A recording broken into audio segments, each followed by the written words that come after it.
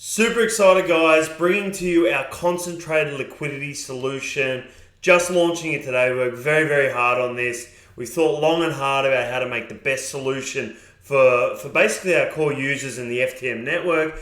I'm that excited I've worn the Sonic shirt. This is going to help with the launch of Sonic. It's going to really bring that liquidity and then work in sync with what we're all waiting for, which is Sonic Network to launch there on FTM, hopefully in the next couple of months. So what I want to do is I want to show you through our solution, show you exactly how you can basically onboard some liquidity to the ICHI vaults, which are the solution we've selected to pair with UNIv3 as the engine. But before I do that, I want to go to UNIv3. I want to show you something.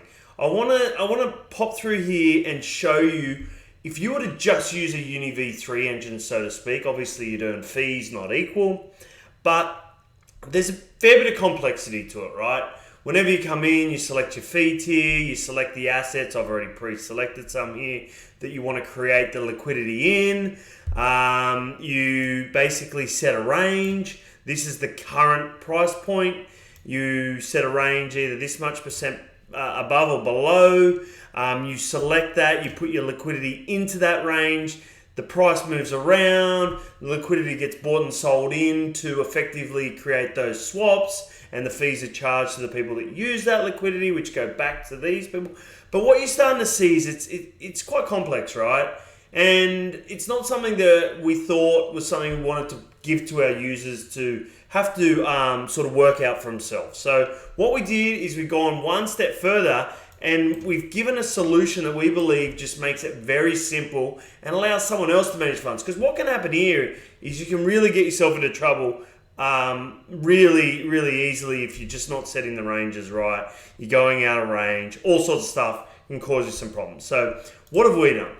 We've effectively partnered with ICHI here to use their single asset vaults.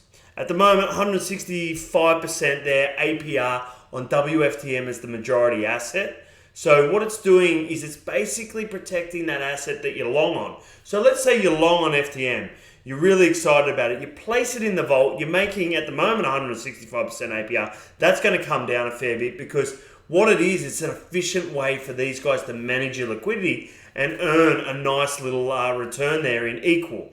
So what the ICHI Vault does at its core, and I'm going to simply break it down, is it deposits the liquidity into what I showed you in the back end, our version of the UNIv3 engine, which is thick, the concentrated liquidity engine, that it goes and puts that liquidity in directly for you and shuffles it around and moves it around and optimizes it to make sure that it's hitting the bounds, getting the fees back to the bribe gauge, which is where all the fees go, and then allowing that to get obviously stimulated each week with the liquidity, with the voters voting in equal. So not going to go too far into that because that's for another video. But effectively, what I want to show you here is the actual pool, or what we call like a UNIv3 pool here, where the liquidity's been placed in. It's been placed into these ticks. Now, ICHI itself has done this. So you can see here that this is the current tick, and that's the price of FTM at the current stage we're at the moment.